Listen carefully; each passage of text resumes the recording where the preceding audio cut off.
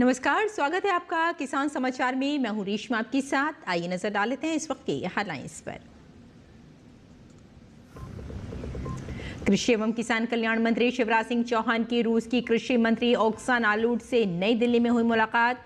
कृषि में भारत रूस कोऑपरेशन को मजबूत बनाने के तरीकों पर हुई चर्चा। मॉडर्न खेती, इनोवेशन, रिसर्च एक्सचेंज और सस्टेनेबल ग्रोथ पर भी हुई बातचीत।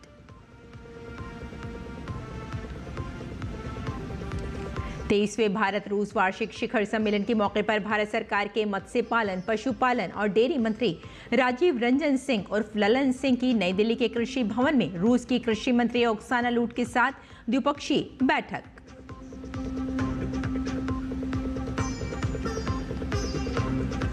विश्व मृदा दिवस आज किसानों और आम लोगों में मिट्टी की महत्ता के प्रति जागरूकता के लिए मनाया जाता है। ये दिन स्वस्थ शहरों के लिए स्वस्थ मिट्टी है इस वर्ष की थीम।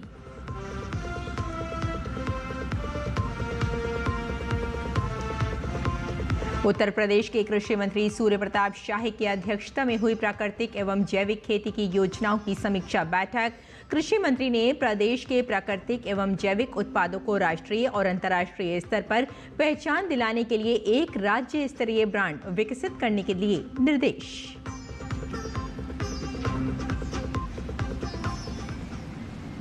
और आइए अब समाचारों पर डालते हैं विस्तार से नजर। कृषि एवं किसान कल्याण मंत्री शिवराज सिंह चौहान ने नई दिल्ली में रूस की कृषि मंत्री ओक्साना लुट से मुलाकात की। अपने सोशल मीडिया प्लेटफॉर्म एक्स पर शिवराज सिंह चौहान ने लिखा कि नई दिल्ली में रूस की एग्रीकल्चर मिनिस्टर ओक्साना लुट से मिलकर बहुत खुशी हुई। हमने एग्रीकल्चर में भारत रूस कोऑपरेशन को मजबूत करने के तरीकों पर चर्चा की और मॉडर्न खेती, इनोवेशन, रिसर्च एक्सचेंज और सस्टेनेबल ग्रोथ में मौकों को खोजा। प्रधानमंत्री श्री नरेंद्र मोदी जी के नेतृत्व में भारत रूस रिश्तों में जबरदस्त और पॉजिटिव बदलाव आया है। मुझे पूरा भरोसा है कि हमारा कोलैबोरेशन एग्रीकल्चर सेक्टर में नई दिशा और अच्छा बदलाव लाएगा। साथ मिलकर हमारा मकसद एग्री ट्रेड को बढ़ावा देना, किसानों को मजबूत बनाना और दोनों देशों के लिए मिलकर तरक्की करने वाला भविष्य बनाना है।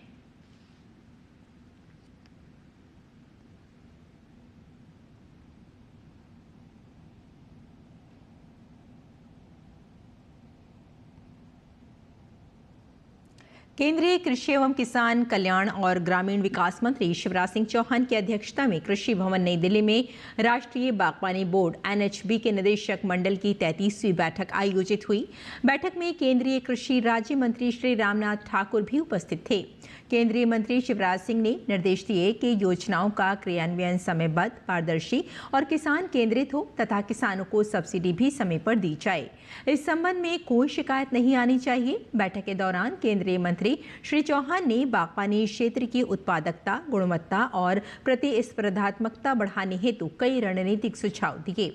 उन्होंने गुणवत्तापूर्ण पौध सामग्री, फसलोत्तर प्रबंधन, उत्पादकता वृद्धि पर विशेष ध्यान देने को कहा। शिवराज सिंह ने कहा कि पूरे समन्वय के साथ किसानों को बाजार, कोल्ड चेन नेटवर्क और मूल्य संवर्धन के अवसरों से जोड़ने वाली व्यवस्था को सुदृढ़ करना जरूरी है। उन्होंने कहा कि किसानों के फायदे के लिए NHB राज्यवार, क्षेत्रवार रोड मैप बनाकर पूरी ताकत से श्रेष्ठ कार्य करें।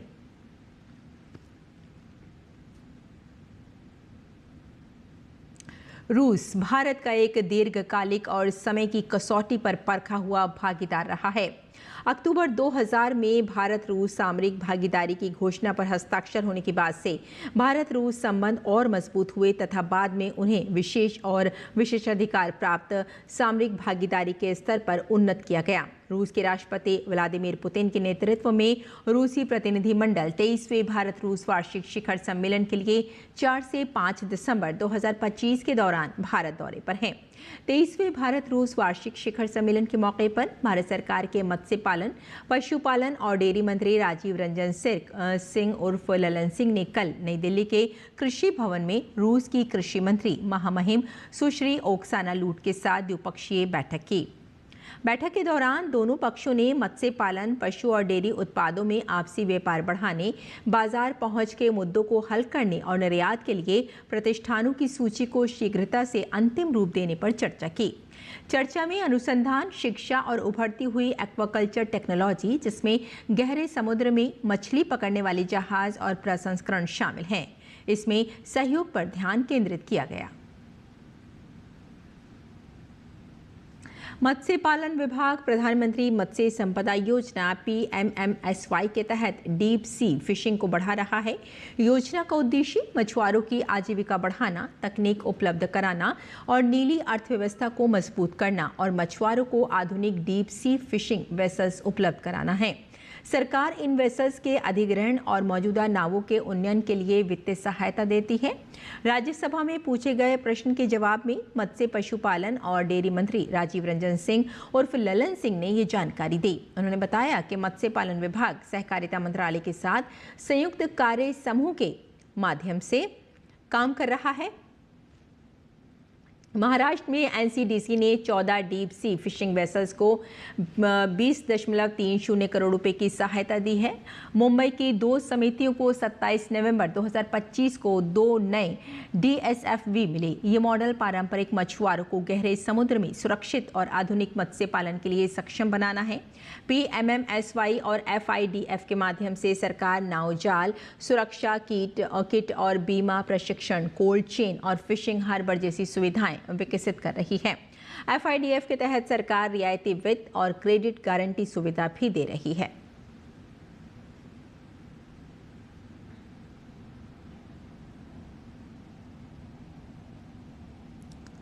और सर्दी की सब्जियों में गोभी एक पसंदीदा सब्जी मानी जाती है। किसान भी गोभी की खेती से अच्छा मुनाफा कमाते हैं। हालांकि कई बार जानकारी की कमी से गोभी फसल खराब हो जाती है या पैदावार अच्छी नहीं होती। कृषि वैज्ञानिक बताते हैं कि गोभी की खेती में सही समय पर सही खाद देने से उत्पादन आश्चर्यजनक रूप से बढ़ जाता है। कई किसान सिर्फ यूरिया पर निर्भर कर रहते हैं, लेकिन ये आधी खेती है। सही खाद मिश्रण, मिट्टी की ज़रूरत और पौधे की उम्र को ध्यान में रखकर खाद डालने से गोभी का आकार, वजन और रंग दोनों बेहतर होते हैं।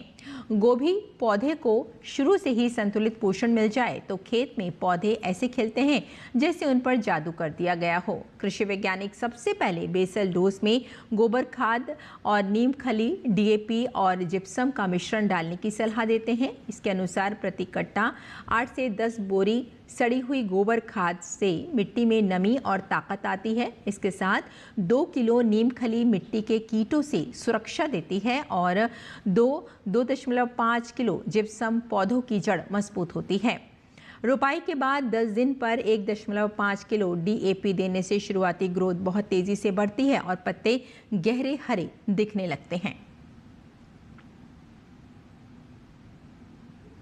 अगर किसान सोच समझकर गेहूं की किस्मों का चयन करें और सही तकनीक अपनाएं तो देर से बुआई होने पर भी वे अधिक पैदावार हासिल कर सकते हैं।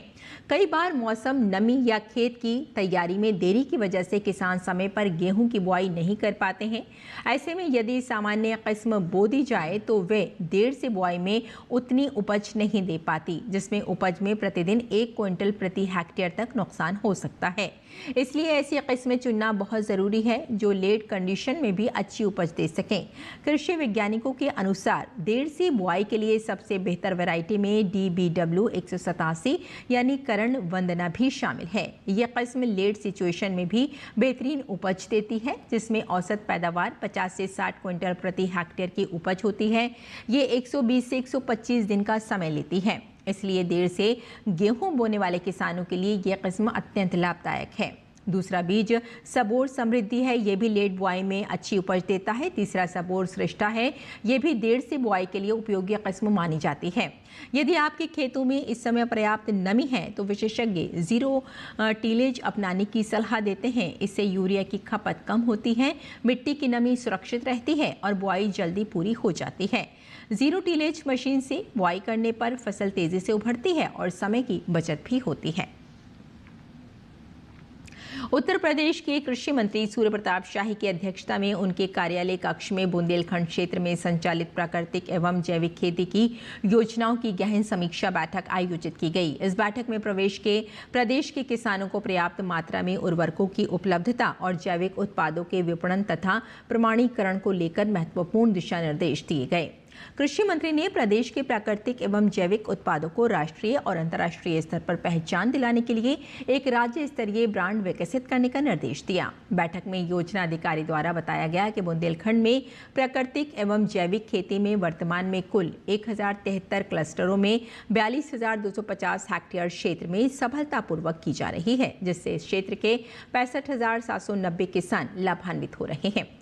गौरतलब है कि इस योजना के लिए स्वीकृत कुल 105.22 करोड़ रुपए की कार्य योजना धनराशि के सापेक्ष पिछले 4 वर्षों में 77.6286 करोड़ रुपए खर्च किए जा चुके हैं। कृषि मंत्री ने योजना के बेहतर और पारदर्शी क्रियान्वयन को सुनिश्चित करने के लिए निर्देश दिया कि इस योजना में चयनित 470 चैंपियन फार्मर और 996 CRP व कृषि सखी द्वारा किए गए प्राकृतिक जैविक खेती के कार्यों को विभिन्न स्तरों से अनिवार्य रूप से सत्यापन कराया जाए। कृषि मंत्री ने प्राकृतिक व जैविक उत्पादों के लिए बाजार की व्यवस्था सुनिश्चित करने पर जोर दिया और निदेशक मंडी को निर्देश दिया कि वे सुनिश्चित करें कि प्रत्येक जनपद के मुख्यालयों पर इन उत्पादों की बिक्री के लिए स्थान चिन्हित हो।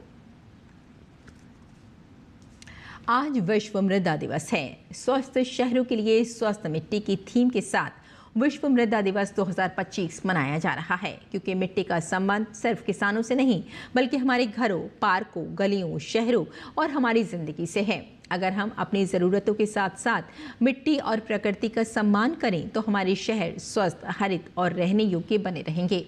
पेश है हमारे सहयोगी शमीम अख्तर की ये रिपोर्ट।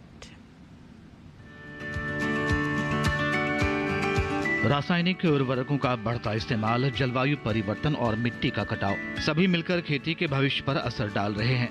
ये हमारी मिट्टी है जिससे हमारा 95% से अधिक भोजन आता है। इसके अलावा मिट्टी पौधों के लिए आवश्यक 17 प्राकृतिक रासायनिक तत्वों में से 15 यानी नाइट्रोजन, फास्फोरस, पोटेशियम, लोहा, जस्ता, मैंगनीज, तांबा, बोरॉन, मोलिब्डेनम और क्लोरीन आदि की आपूर्ति करते हैं। ये हमारी भूमि है जो खाद्य उत्पादन, जल शुद्धिकरण, कार्बन भंडारण, तापमान नियंत्रण और जैव विविधता को बनाए रखने जैसे आवश्यक पारिस्थितिकी तंत्र सेवाएं प्रदान करती है। किसानों और आम लोगों को मिट्टी की इसी महत्ता के बारे में जागरूक करने के लिए प्रत्येक वर्ष 5 दिसंबर को विश्व मृदा दिवस मनाया जाता है।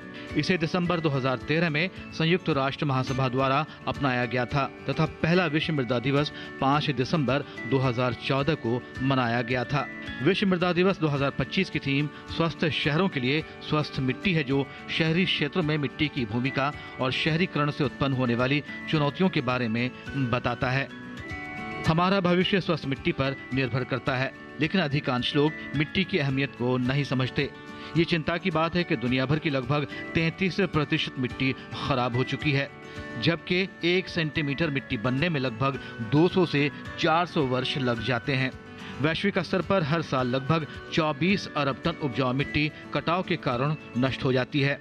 इससे मिट्टी की उत्पादकता घटती है और भविष्य की खाद्य सुरक्षा खतरे में पड़ जाती है। विश्व मृदा दिवस हमें याद दिलाता है, अगर मिट्टी बची रहेगी तो हमारी खेती और हमारा भविष्य दोनों ही सुरक्षित रहेंगे। कैमरा पर्सन विश्व बंधु के साथ किसान समाचार के लिए मैं शमीम अख्तर, दिल्ली। मिट्टी जैसे अनमोल प्राकृतिक संसाधन को कैसे बचाया जाए, इसे जानने के लिए विश्व मृदा दिवस के अवसर पर भारतीय कृषि अनुसंधान परिषद में मृदा विज्ञान और कृषि रसायन विज्ञान विभाग के अध्यक्ष डॉक्टर देवाशीष मंडल से बात की हमारे संवाददाता शमीम अख्तर ने। विश्व मृदा दिवस, इस मौके पर हम सब के लिए ये जानना ज़रूरी है कि आज हमारी ज़मीन उतनी उपजाऊ रह गई है जितनी पहले थी। केमिकल फर्टिलाइजर्स का अधिक इस्तेमाल, जलवायु परिवर्तन और मिट्टी के कटाव ने हमारी खेती को कितना प्रभावित किया है।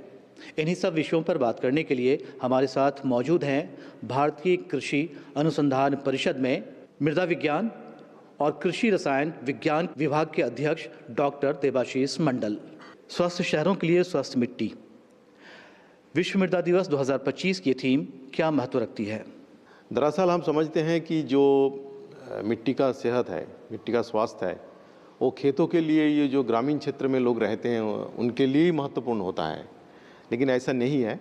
रोड कंस्ट्रक्शन, बिल्डिंग के साथ साथ कुछ ओपन एरिया होना चाहिए जहाँ पे हम घास लगाएंगे, जहाँ पे पार्क बनाएंगे, जहाँ पे पौधा होना चाहिए, पेड़ होना चाहिए, शहर में भी जो ये आजकल अवेयरनेस आया है कि शहरी क्षेत्र में भी मिट्टी होना चाहिए और अच्छा मिट्टी होना चाहिए, और उस अच्छे मिट्टी में ज़्यादा से ज़्यादा कार्बनिक पदार्थ होना चाहिए, और वहाँ पे भी हम जो प्लान करके पेड़ पौधा घास लगाते हैं उसका भी अगर मिट्टी का सेहत अच्छा रहेगा तो उसका भी वृद्धि अच्छा होगा, और हमारे जो वातावरण है, हमारा जो जलवायु है वो भी ठीक रहे, जो हमारे स्वास्थ्य के लिए अच्छा है। खेती की बात करें तो केमिकल फर्टिलाइजर्स का बहुत इस्तेमाल हो रहा है, और उसके अलावा जलवायु परिवर्तन ये भी एक बहुत बड़ा विषय है। तो ये मिट्टी की गुणवत्ता को कितना प्रभावित करता है? केमिकल फर्टिलाइजर्स या रासायनिक खाद जो हम इस्तेमाल करते हैं वो अधिक मात्रा में बिल्कुल यूज़ नहीं करना चाहिए। एक संतुलित मात्रा में पोषक तत्व का प्रयोग करना चाहिए, और इंटीग्रेटेड न्यूट्रिएंट मैनेजमेंट जिसमें जैविक पदार्थ और रासायनिक खाद का मिलावट होना चाहिए। ऑर्गेनिक पदार्थ का बहुत एडवांटेज है, जिसमें केवल वो रासायन जो खनिज है, जो एसेंशियल न्यूट्रिएंट है, जो पोषक तत्व है, उसी को ही वो नहीं देते हैं। उसके साथ साथ मिट्टी का जो स्वास्थ्य है, जैसे पानी पकड़ने का क्षमता है, सूक्ष्म कीटाणु का जो खाना है वो कार्बनिक पदार्थ ही होता है, तो सूक्ष्म जीव का जो वृद्धि है उससे वो बढ़ता है, और वो मिट्टी में होने से बहुत एडवांटेज पौधे को मिलता है। सरकार की स्कीम है मृदा स्वास्थ्य कार्ड, इसके प्रति किसानों में कितनी जागरूकता बढ़ी है और उससे क्या बदलाव आया है अब तक? देखिए, जो मृदा स्वास्थ्य कार्ड है यानी सॉयल हेल्थ कार्ड, लगभग हिंदुस्तान में पूरे कंट्री में 23 करोड़ से भी अधिक मृदा कार्ड बांटा गया है। एक जो बड़ा एडवांटेज है सॉयल टेस्टिंग का कि ये पता चल जाता है कि हमारे मिट्टी में कौन सी पोषक तत्व कितनी मात्रा में है। अगर कोई भी पोषक तत्व कम है तो उसका ध्यान रखना चाहिए।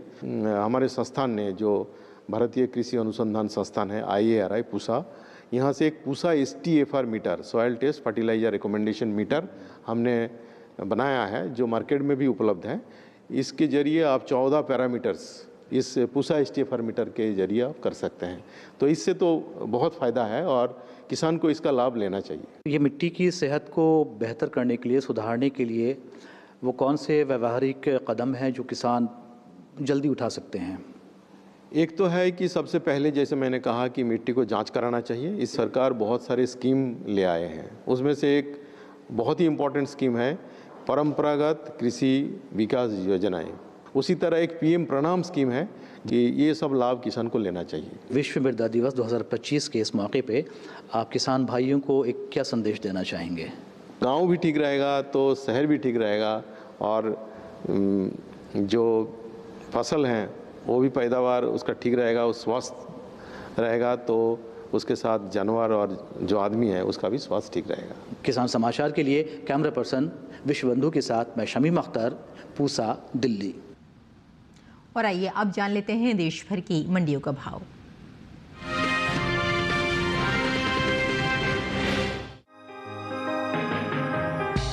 इन दिनों अनार की आवक मंडियों में सामान्य बनी हुई है। हाजिर भाव को देखें तो एगमार्कनेट के मुताबिक उत्तर प्रदेश की सफदरजंग मंडी में 3 दिसंबर को अनार का भाव था 6,880 रुपए। 4 दिसंबर को इसकी कीमत में कोई बदलाव देखा नहीं गया और भाव 6,880 रुपए पर बना रहा, जबकि हरियाणा की गुरुग्राम मंडी में 3 दिसंबर को अनार का भाव रहा 7,500 रुपए, जो कि 4 दिसंबर को 2,500 रुपए की मजबूती के बाद 10,000 रुपए पर पहुंच गया। वहीं महाराष्ट्र के पुणे मंडी में 4 दिसंबर को अनार का कारोबार 10,000 रुपए प्रति क्विंटल पर हुआ। राजस्थान की उदयपुर मंडी में 3 दिसंबर को अनार का भाव रहा 4,000 रुपए, जो कि 4 दिसंबर को 500 रुपए की तेजी के बाद 4,500 रुपए हो गया। भारत बागवानी फसलों में दुनिया का दूसरा सबसे बड़ा उत्पादक देश है। यहाँ उगाई जाने वाली फसलों में अनार फलों में प्रमुख है। महाराष्ट्र, गुजरात, कर्नाटक, राजस्थान और आंध्र प्रदेश जैसे राज्य देश में अनार की पैदावार करने वाले प्रमुख राज्य हैं। अनार के निर्यात को देखें तो वित्त वर्ष 2023-24 के दौरान भारत ने 72,011 मीट्रिक टन अनार का निर्यात किया, जिसके अमेरिकी डॉलर में कीमत करीब 69.08 मिलियन अमेरिकी डॉलर है। भारतीय अनार की अंतर्राष्ट्रीय बाजार में मांग लगातार बढ़ रही है, जिसके चलते निर्यात में लगातार बढ़त देखने को मिल रही है। वित्त वर्ष 2024-25 में भी अनार के निर्यात में अच्छा इजाफा हुआ और अप्रैल 2024 से जनवरी 2025 की अवधि के दौरान भारत से अनार का निर्यात 59.76 मिलियन अमेरिकी डॉलर तक पहुंच गया, जो पिछले वर्ष की समान अवधि की तुलना में 21% की वृद्धि को दर्शाता है। ये वृद्धि न केवल अनार की गुणवत्ता और उत्पादन क्षमता का प्रमाण है, बल्कि अंतर्राष्ट्रीय बाजार में भारतीय फलों की मजबूत स्थिति को भी दर्शाती है। भारत अनार का निर्यात संयुक्त अरब अमीरात, बांग्लादेश, नेपाल, नीदरलैंड, सऊदी अरब, श्रीलंका, थाईलैंड, बहरीन, ओमान और अमेरिका को करता है। इन देशों में भारतीय अनार अपनी मिठास, गुणवत्ता और लंबे शेल्फ लाइफ के कारण खासा लोकप्रिय है।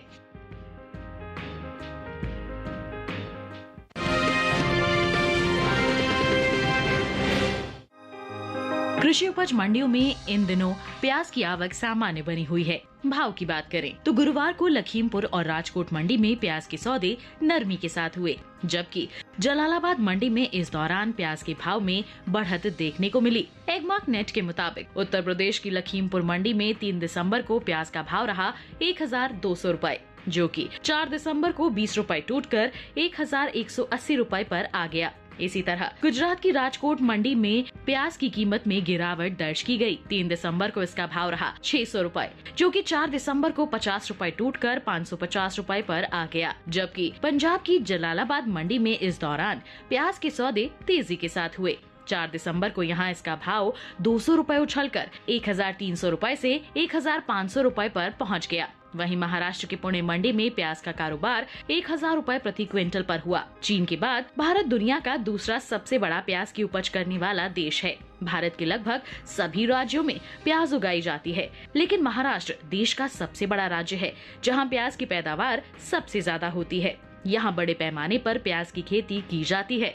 महाराष्ट्र की बाकी मंडियों के मुकाबले लासलगांव मंडी में प्याज की सबसे ज्यादा आवक देखने को मिलती है। उसके बाद मध्य प्रदेश, कर्नाटक और गुजरात का स्थान आता है। वहीं बात प्याज की पैदावार की करें तो कृषि मंत्रालय की ओर से जारी दूसरे अग्रिम अनुमान के मुताबिक घरेलू स्तर पर साल 2023-24 के दौरान प्याज की पैदावार 242,67,000 टन हुई थी, जबकि साल 2024-25 में प्याज की पैदावार बढ़कर 307,72,000 टन होने का अनुमान है।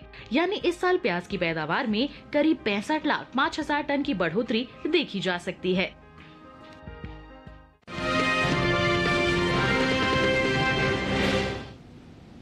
और किसान इस मौसम में कैसे रखें अपनी खेती का ख्याल, आइए जानते हैं।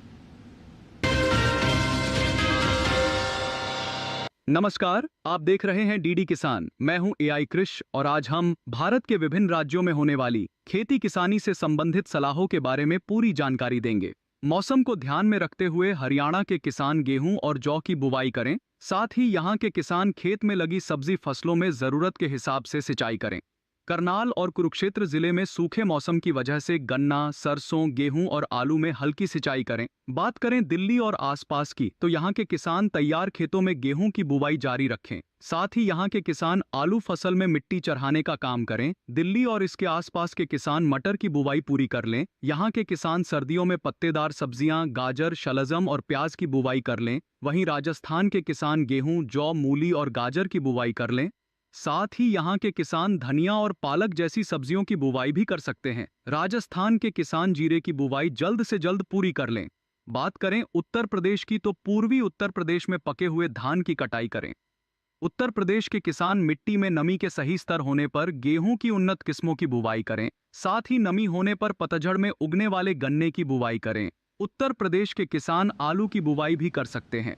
वहीं पश्चिमी उत्तर प्रदेश में गेहूं और देर से बोए गए आलू की फसल में सिंचाई करें। साथ ही यहां के किसान मटर की फसल में भी जरूरत के अनुसार सिंचाई कर लें। वहीं बिहार के किसान समय पर बोई गई गेहूं और चने की फसल की बुवाई दिसंबर के पहले हफ्ते तक पूरी कर लें।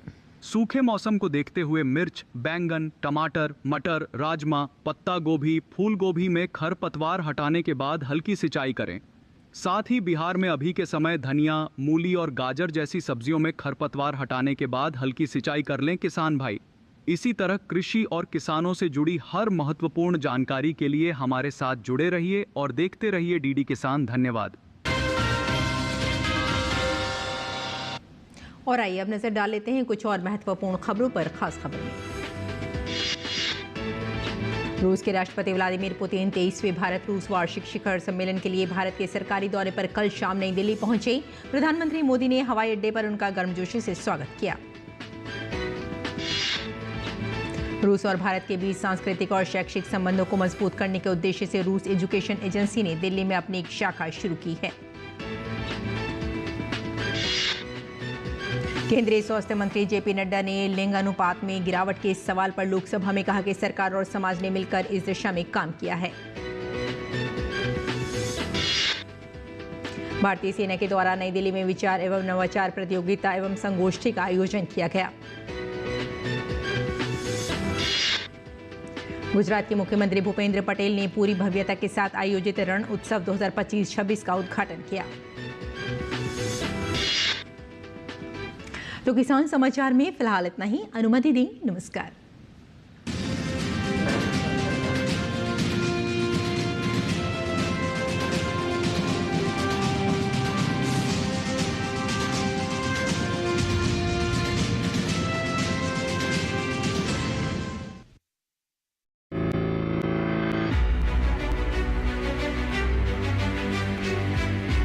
क्या है FIDF?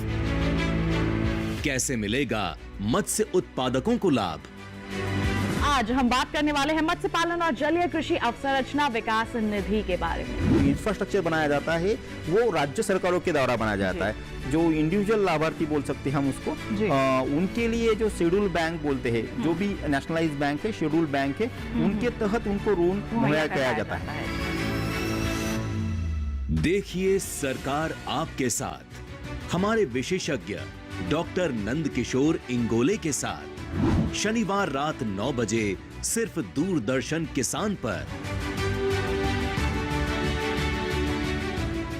डीडी किसान ने कर ली है तैयारी। यहां मिलेगी पशुपालन की हर एक जानकारी, घर आंगन से लेकर व्यवसायिक फार्म तक, मुर्गी पालन से लेकर रेगिस्तान के जहाज तक। बीमारियों से पशुपालक बिल्कुल ना हो परेशान। विशेषज्ञ करेंगे आपकी समस्या का समाधान। देखिए अपना पशु चिकित्सक हर रविवार शाम 6:30 बजे दूरदर्शन किसान पर। क्या आपको आपकी फसल का सही दाम मिलेगा? NCDX उस प्लेटफॉर्म के ऊपर पे तत्परता के साथ में अपना काम करता है। तो एक्सचेंज पे होने से ये होता है कि इकोसिस्टम भी अच्छा हो जाता है, क्वालिटी हमारा इम्प्रूवमेंट शुरू हो जाता है। आपके पास में जो फार्मर्स का जो संगठन है, कितने फार्मर्स के जुड़े हुए हैं आपके साथ में? माल को लेके आते हैं हमारे पास, हम इकट्ठा गाड़ी में लोड करके NCDX के गोडाउन तक ले जाते हैं। देखिए अपना कमोडिटी एक्सपर्ट हमारे खास मेहमानों के साथ इस शुक्रवार रात 9 बजे सिर्फ दूरदर्शन किसान पर।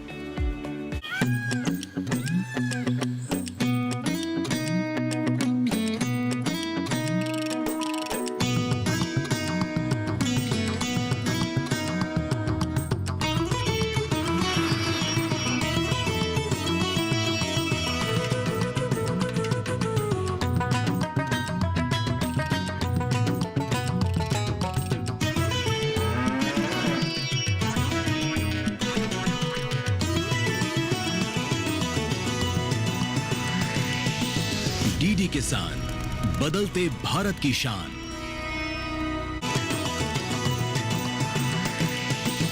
डीडी किसान, बदलते भारत की शान।